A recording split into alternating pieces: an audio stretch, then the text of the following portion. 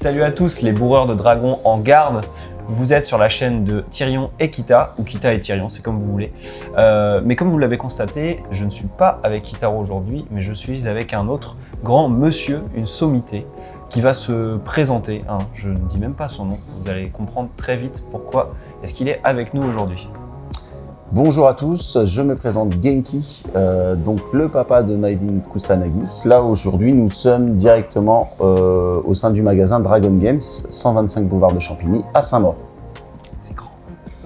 C'est un grand magasin, ouais, tout à fait. C'est un magasin qui a une sacrée histoire, qui a un bel historique. Il a un bel historique parce qu'en fait Dragon Games ça date de 2006 et grosso modo on avait commencé donc dans le 12e.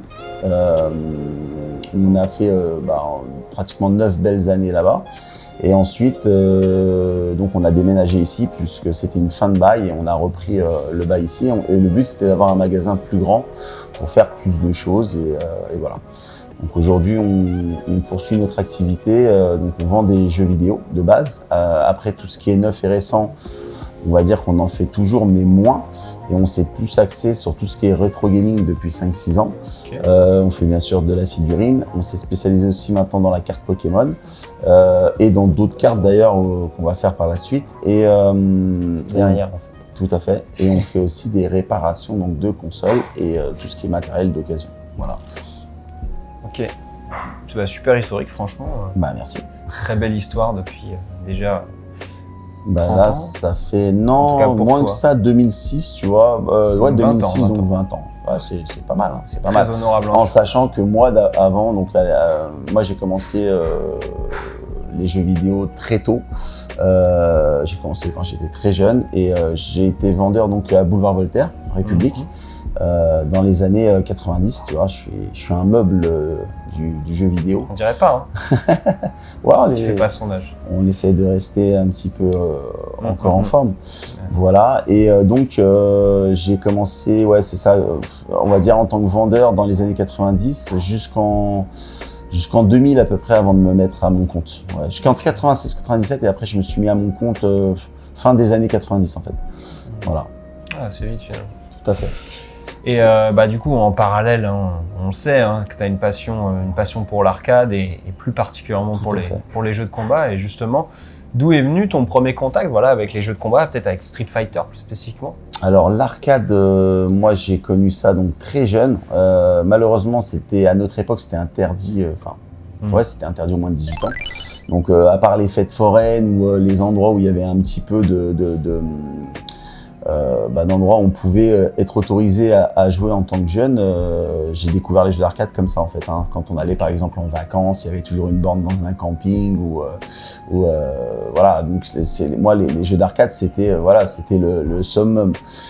Donc après j'ai fait comme tout le monde, j'ai commencé avec des premières consoles de jeux vidéo jusqu'à l'arrivée des consoles où on a commencé à pouvoir jouer, on va dire à deux sur des jeux de combat et notamment donc le premier jeu de combat qui était Street Fighter. Street Fighter qui a marqué, ouais. D'ailleurs on a une petite Astro City là qui est très sympa. Et donc Street Fighter ça a été vraiment le truc qui m'a marqué en fait. Voilà, c'est parce que bon voilà, on avait des potes qui venaient jouer à la maison. C'était pas des sessions on va dire parce que c'était vraiment le début donc les potes ils venaient, ils s'entraînaient chez eux à jouer à Street et puis après on se faisait des petits matchs le week-end et tout, c'était sympa. Justement, pour aller un petit peu plus loin dans cette histoire-là, ça a été quoi tes premiers tournois et aussi les premières fois où tu as commencé à rencontrer des joueurs notables, des joueurs impressionnants quoi? Alors moi, je vais te dire, les premiers joueurs notables, c'était vraiment à mon époque, donc c'était le début. Moi, comme j'étais vendeur et que je vendais des jeux dans une boutique qui était quand même un petit peu au top à l'époque pour tout ce qui était import, du coup, je voyais les clients débouler, acheter les jeux et forcément, il y avait des gros joueurs dans ces acheteurs. Et ma première rencontre, ça a été sur Street Fighter, je m'en rappellerai toujours. Le Street Fighter 2, tout à fait, ouais. Ça devait être même le Super Street parce qu'il est arrivé un petit peu plus tard. Sur Super Street Fighter, c'était l'arrivée d'un certain Yamazaki. Le fameux. Il était tout jeune à cette époque-là. Il est arrivé avec son petit baluchon. Il m'a dit ouais, c'est toi Genki, ouais, machin, qui joue à Street Fighter. Vas-y, on va se faire une petite session ensemble et puis voilà. j'ai joué, et puis c'est vrai qu'il m'a impressionné. Je m'attendais pas à ce niveau-là. Et puis à partir de là, on a commencé à faire connaissance avec d'autres joueurs, d'autres endroits. Et puis voilà. Puis après, les premiers tournois, c'était un peu tard. Hein.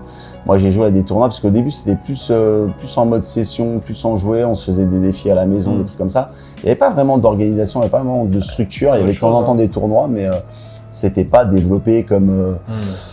On va dire les vrais tournois, les trucs, ça a commencé je pense plus fin des années 90-2000 parce que ça jouait plus au Japon en termes de tournois. Et voilà, donc moi je suis passé par Street Fighter, mais je suis passé aussi par King of Fighter, 94, 95, où là en effet, ouais, il commençait à y avoir des tournois, mais je participais pas vraiment. J'allais jouer plutôt en salle d'arcade, on se donnait rendez-vous et on jouait là-bas. Par rapport au tournoi, en fait, du coup, vraiment pour moi où ça a commencé un petit peu, c'était début des années 2000. Voilà, début des années 2000. Il y a eu donc l'arrivée de 3-3, il y a eu CVS, il y a eu énormément de choses. Et là, il y avait vraiment beaucoup de joueurs de différents horizons. Et ça commençait à faire déjà du tournoi et commençait à avoir déjà des tournois très sympas.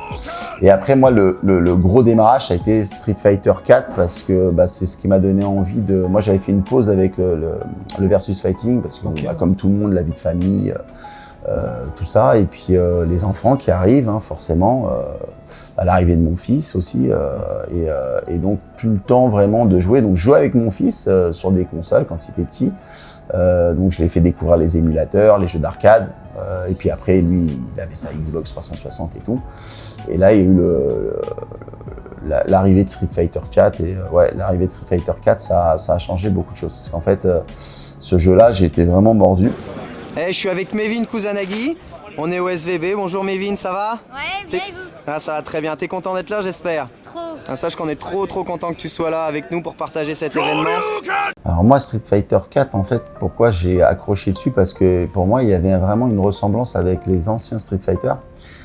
C'était quand même du neutral, c'était quand même s'il y avait des outils différents avec la focus, ça restait quand même du Street Fighter pour moi à l'ancienne. Et du coup, je trouvais qu'il y avait les repères des anciens jeux de combat du premier Street Fighter. Je trouvais qu'il y avait vraiment les bases de ça. Puis même dans le roster. Voilà, c'est ça. Et ça m'a permis aussi de revoir tous les gens de la communauté que j'avais perdu de vue en fait. Et je me rappelle les premiers tournois que j'avais fait, c'était Bushido, chez Bushido. Donc on avait fait les premiers tournois là-bas. Il y avait un tournoi chez Obi-Wan aussi à l'époque. Et c'est là où j'ai revu Yamazaki et puis plein de nouveaux joueurs qui arrivaient, des nouvelles générations de joueurs. Et du coup là, j'ai senti qu'il y avait vraiment une grosse hype sur le jeu.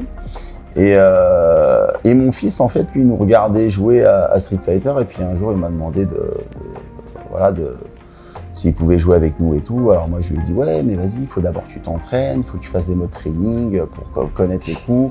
Alors moi je lui ai montré les petits coups de base, puis après il s'est mis en mode training et très rapidement en fait j'ai été étonné parce qu'il arrivait à sortir les coups spéciaux et j'ai vu qu'il était qu'il avait une petite attitude sur le jeu.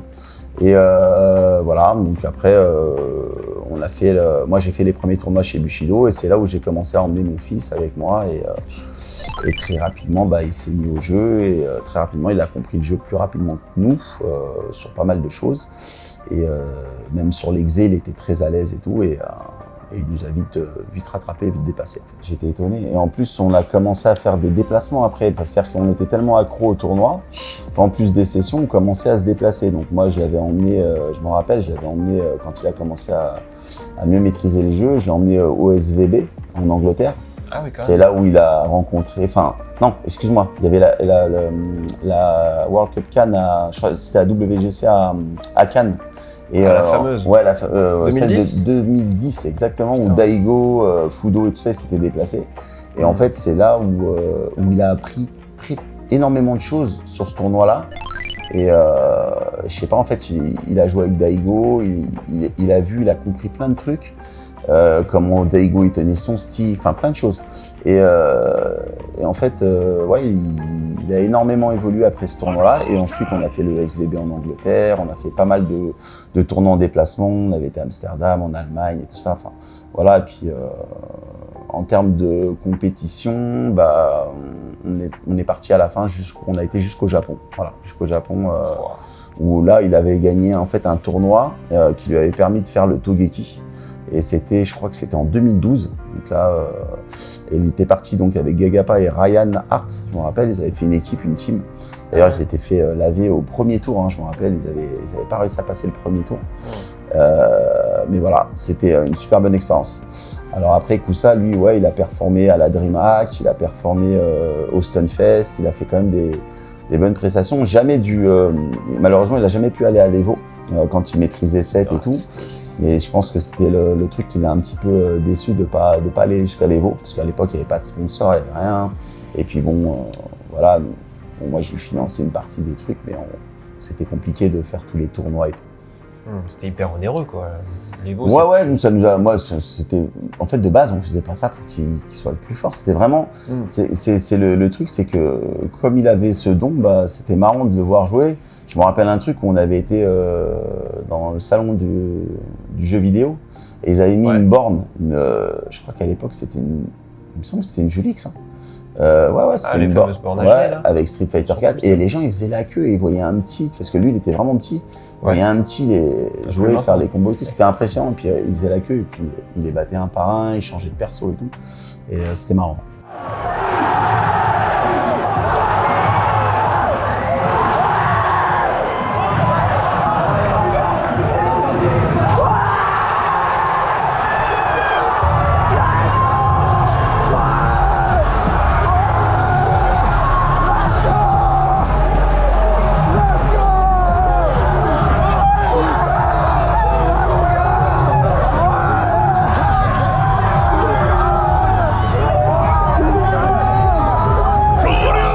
Donc là, je vous replace le contexte.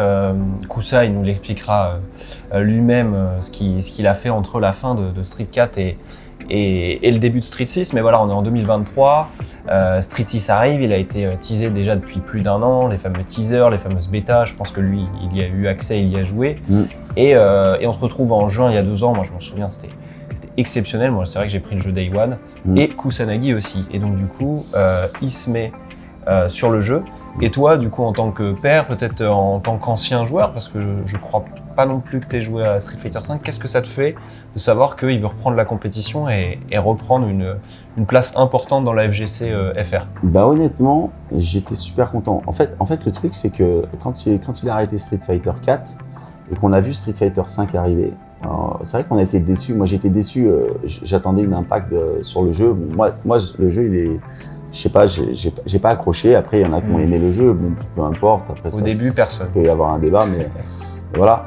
Et du coup, Kousa, lui, il croyait quand même au jeu. Il a joué quand même pendant 1 an à Street Fighter 5. Et au final, au bout d'1 an, il a lâché. Puis il m'a dit, ouais, non, franchement, le jeu ne me plaît pas et t'avais raison. Enfin, bon, après, ça, Street Fighter 5, on va pas revenir dessus. Mais Street Fighter 6, quand il l'a vu, en fait, ouais, il a kiffé le jeu. Et de base, nous, Street Fighter 4, c'était vraiment un jeu où il s'est amusé, où il prenait plaisir à jouer. C'était vraiment pour jouer, c'était pas forcément pour être le champion du monde, tu vois, c'était vraiment pour jouer. Du coup, en fait, il a décidé d'arrêter de travailler pour s'investir complètement dans Street Fighter. Alors c'est vrai que c'était un pari un peu fou parce qu'arrêter 10 ans le jeu et se dire 8 ans le jeu et se dire je vais essayer de revenir au meilleur niveau des années après. Après bon, il avait quand même un avantage, c'est qu'il connaissait pas mal de monde dans la FGC, notamment dans les top players.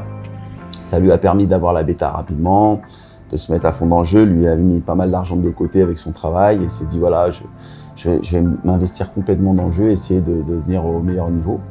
1 an, c'est un peu court pour se faire sponsoriser. Puis il a réussi quand même en 1 an à rattraper et à rentrer dans le top 5, on va dire, ouais, quasiment top 5 français. Ouais, même s'il a un peu galéré avec tous les gros joueurs comme Valmaster, comme Kizyu, qui était un jeune prodige aussi. Il y a des joueurs de Street Fighter 4, 5 et 6, donc voilà.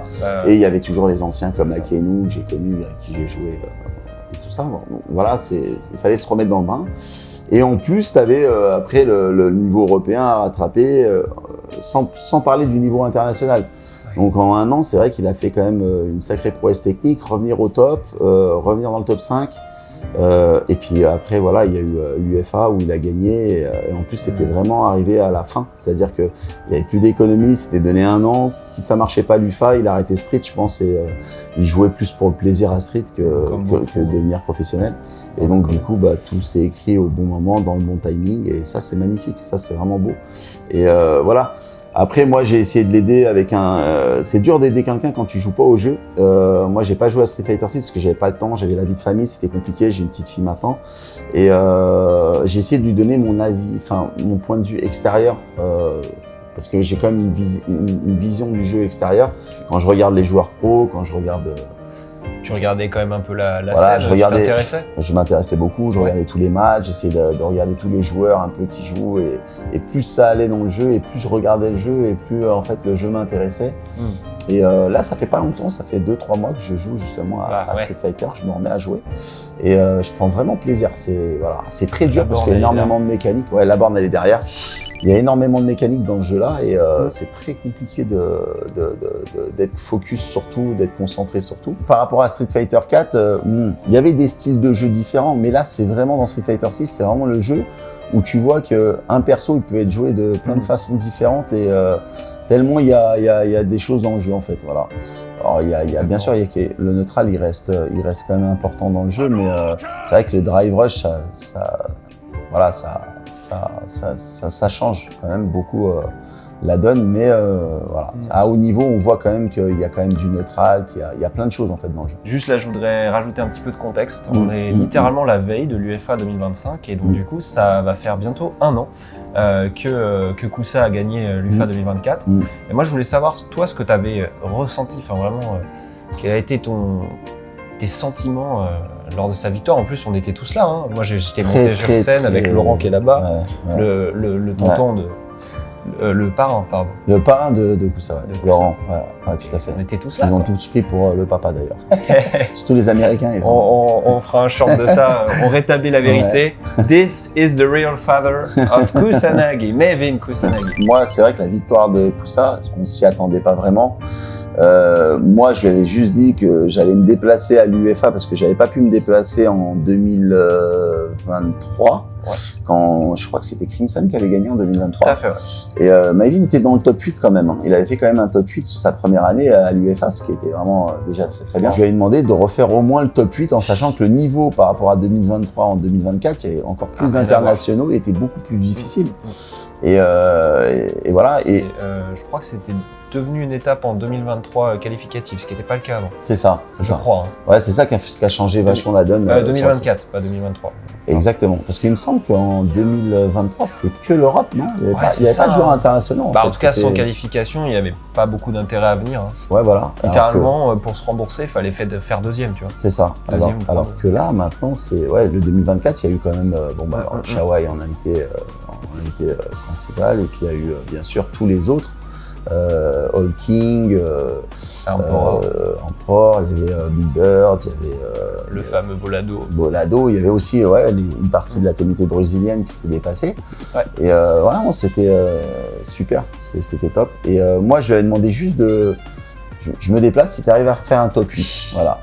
Et du coup, il était encore dans le top 8. Donc à ce moment-là, je suis venu, je sais plus si c'était top 8 le dimanche ou. Je crois que c'était top 96. Le dimanche. Le samedi, il y avait, le samedi, il y avait toutes les poules, parce que moi j'étais Théo déjà. Ouais, non. En fait, j'avais demandé, je venais le dimanche, il était qualifié pour le dimanche, voilà, c'est ça. Top 80, pas top 8, top 96. Mais si je me déplace, qu'il arrive en top 8, voilà. Je lui ai demandé d'arriver minimum en top 8. Sinon, tu prends ton sac et sinon, sinon il me déçoit. Et du coup, ce jour-là, il était bien. Même s'il avait commencé le tournoi moyen, il avait commencé sur son premier match, il a failli se faire éliminer en FT2. Je me rappelle, il m'avait raconté, je sais plus, contre un joueur pas forcément connu. Ah oui, un Luc, je crois que c'était un Luc. Et il avait galéré, il était mené 1-0. Et il y avait balle de match, je crois, pour le Luc. Et en fait, après, il lui a fait 2-1. Ouais, il lui a fait 2-1. Après, il serait tombé en loser. Ah, il serait tombé en loser dès le premier match, en fait. C'est ça qui est marrant dans cette affaire, c'est que. Et du coup, à partir de là, je sais pas, il s'est reconcentré dans le match. Et puis après, il a fait un super parcours. Et je m'attendais pas à ça. C'est vrai que top 8 là, bat Broski, bat Holting, Bolado. Bolado. Donc Le match après, était en top fou. 8, ouais, après en top 8, il a battu C'était Bolado, fou, Bolado. c'était chaud. Après, il a battu Valmaster. Ouais. Et puis après, forcément, il est tombé Le Daron. sur la remontada de Shawai. Ouais, c'est ça.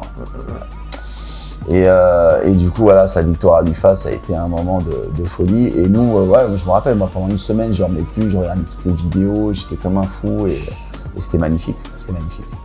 Voilà, c'est un souvenir qui restera gravé à jamais dans ma tête. Voilà.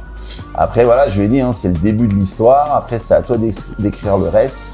Aujourd'hui, à l'international, on voit la différence de niveau entre le niveau national, le niveau local, le niveau européen et le niveau international. Voilà.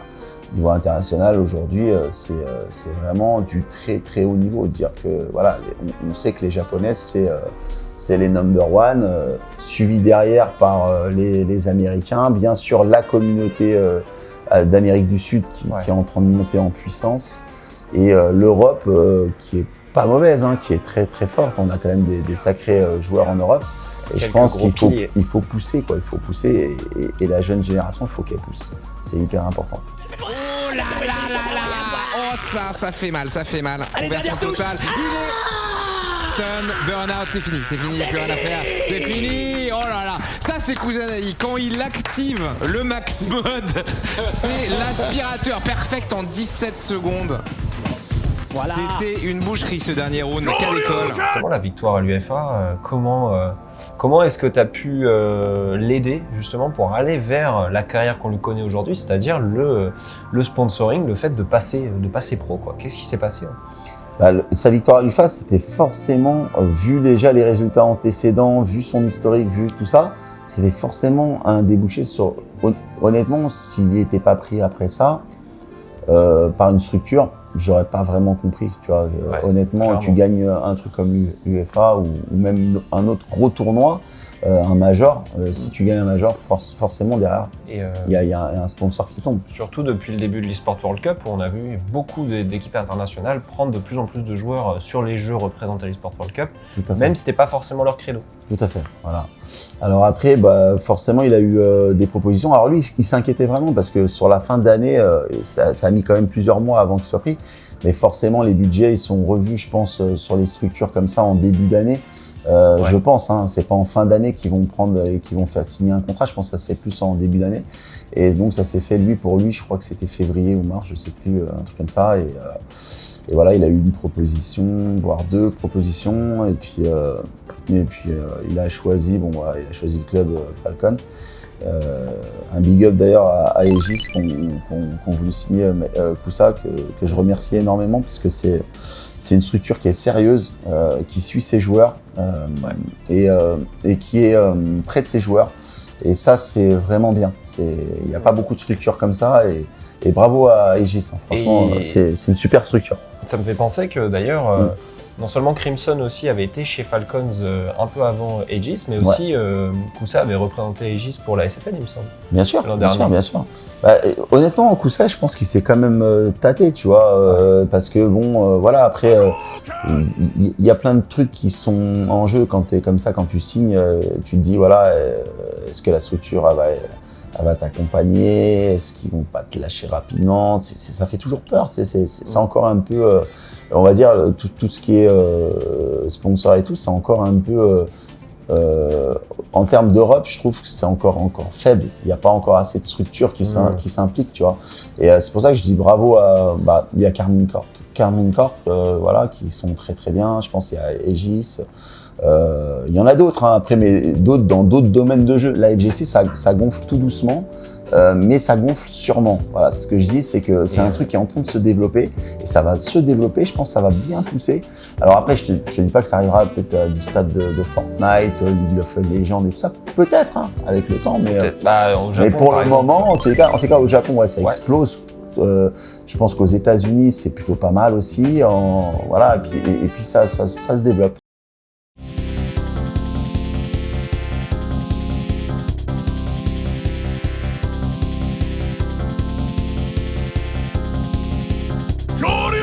Et toi, du coup, Genki, quelles sont tes attentes par rapport à Kousa et même par rapport à la communauté française? On en profite, on est à la veille de l'UEFA, justement sur cette UEFA 2025, au vu des représentants incroyablement forts venus du monde entier. Bah, en fait, moi, ce qui m'épate dans le versus fighting, c'est de voir comment ça se développe justement et de voir le nombre de joueurs aujourd'hui qui arrivent. Et il va y en avoir de plus en plus et ils vont être de plus en plus jeunes parce que les jeux maintenant sont plus accessibles. Internet aussi, ça aide beaucoup. Ça permet les structures, ça se développe. Les dojos, ils sont en train de commencer à avoir de plus en plus de dojos et ça, c'est vraiment bien. C'est pareil quand je pense à Kayane aussi qui fait des Kayane sessions. Merci Kayane. Bah bien sûr. À Abou qui fait les Abou dojo. Merci Abou. Et à plein d'autres structures là que j'ai pas en tête, mais je sais que dans d'autres villes de France, ça bouge partout et c'est très très bien. Et je pense, ouais, ça va peut-être devenir un sport national comme le ping-pong. Hein. Non, mais c'est vrai, ça commence par des clubs et puis après ça se développe et voilà. Et c'est en train de se développer. La Street Fighter League, c'est une très bonne chose aussi. Street Fighter League, c'est génial parce que voilà, les combats en équipe, voir la Street Fighter League, tu pars en Europe, c'est un beau, ouais, c'est magnifique pour les joueurs de passer dedans. Et après de faire de la Street Fighter League au niveau mondial, c'est génial. Et donc mes attentes, tu me disais par rapport à Kousa. Oui, c'est vrai. Ouais, mes attentes par rapport à Kousa. J'ai pas d'attente en fait de Kousa. Kousa maintenant il est grand, c'est un grand garçon. Je suis content qu'il soit joueur pro. Le plus dur, c'est de rester joueur pro, c'est de continuer à être joueur pro parce que mine de rien, c'est des carrières qui peuvent être courtes, qui peuvent être plus ou moins longues en fonction du joueur, comment il s'implique, les résultats qu'il va donner, parce que les résultats c'est important. Et on sait que c'est dur. Là, c'est bien parce que cette année, il a atteint ses objectifs. Hein. C'était se qualifier pour l'eSport World Cup. Voilà, se qualifier pour l'eSport World Cup. Il a atteint son objectif. Que demande le club, c'est génial. Après, voilà, l'objectif de tous, c'est de devenir champion du monde. C'est toujours le truc. Et pour ça, il faut du temps, il faut travailler. En fait, ce qui est bien, c'est que je pense que ses objectifs aujourd'hui, c'est de continuer à travailler, à travailler comme il le fait. Nous, on essaye de l'aider aussi avec une vision extérieure du jeu. C'est-à-dire, on analyse énormément les joueurs, on décortique énormément les matchs, on essaye un petit peu de lui donner notre vision des choses. Et des fois, ça l'aide, des fois pas forcément, parce qu'il y a des choses que nous, on n'a pas vues. On pensait qu'il faisait ça, mais c'est pas bien qu'il fasse ça. Mais en fait, non, parce que lui, il connaît des choses que nous, on ne connaît pas forcément. Mais dans la globalité, en général, on a quand même une bonne vision du jeu qui lui permettent d'évoluer. Voilà. Le counter pick, c'est hyper important, ce que je lui ai dit, ça fait longtemps que je lui en parle. Tout ça, c'est quelqu'un qui était capable de jouer plusieurs persos quand il était jeune. Et je pense qu'aujourd'hui, c'est juste c'est le temps que tu consacres, comment tu t'organises. C'est l'organisation, elle est très très importante. Et je pense que les structures, c'est important aussi, ça, d'aider les joueurs dans l'organisation, c'est très important. Nous, on est là parce qu'on est, voilà, moi je suis le papa, il y a le parrain, il y a Idriss, Anthony aussi qui l'aident, qui sont des amis, qui ont une vision aussi extérieure du jeu et ça aide beaucoup. Mais je pense qu'aujourd'hui, voilà, puis les dojos, faire des matchs entre joueurs, c'est hyper important, entre top et puis voire même d'autres joueurs, d'évoluer, c'est bien. Internet, c'est bien, jouer en ligne, mais jouer en offline aussi, ça reste un bon truc et il faut continuer à jouer en offline, c'est important aussi. En gros, mes attentes sur tout ça, c'est comme tout le monde. J'aimerais bien qu'il soit un jour au plus haut niveau, c'est-à-dire voilà, le titre de champion du monde, que ça soit WC ou eSport World Cup ou Capcom Cup, tu vois, un titre à l'Evo, magnifique, tu vois. Le seul titre à l'Evo qu'on a eu sur Street Fighter en France, on le connaît, on sait qui c'est Luffy en 2014. Wawa, bien sûr, sur d'autres jeux de combat. On a eu aussi quelqu'un, je crois, dans le début, tout début. En sachant qu'aujourd'hui, les tournois, c'est clair qu'ils vont être de plus en plus durs, qu'il y aura de plus en plus de monde, que les niveaux seront de plus en plus élevés. Il y en a de plus en plus. Et il y en a de plus en plus, et ça, c'est magnifique. Hein. Donc c'est pour ça, moi, ce que j'aime bien, par contre, avec mon fils, c'est que il a ce truc de se dire, il a quand même cette maturité de se dire, j'ai pas réussi ce tournoi-là, c'est pas grave, on passe à autre chose. Et ça, c'est fort.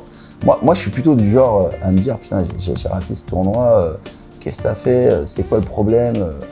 Et des fois, je pense que c'est bien de zapper et de passer tout de suite à autre chose. Si tu restes sur ta défaite, si tu restes sur tes trucs, ça peut te bloquer sur plein de trucs. Et je pense qu'il y a beaucoup de joueurs, ils vont se bloquer à cause du fait de se dire « Ouais, purée, j'ai fait cette erreur-là, j'aurais pu gagner, j'aurais pu aller en finale. » Non les gars, vous avez perdu, c'est terminé, passez à autre chose.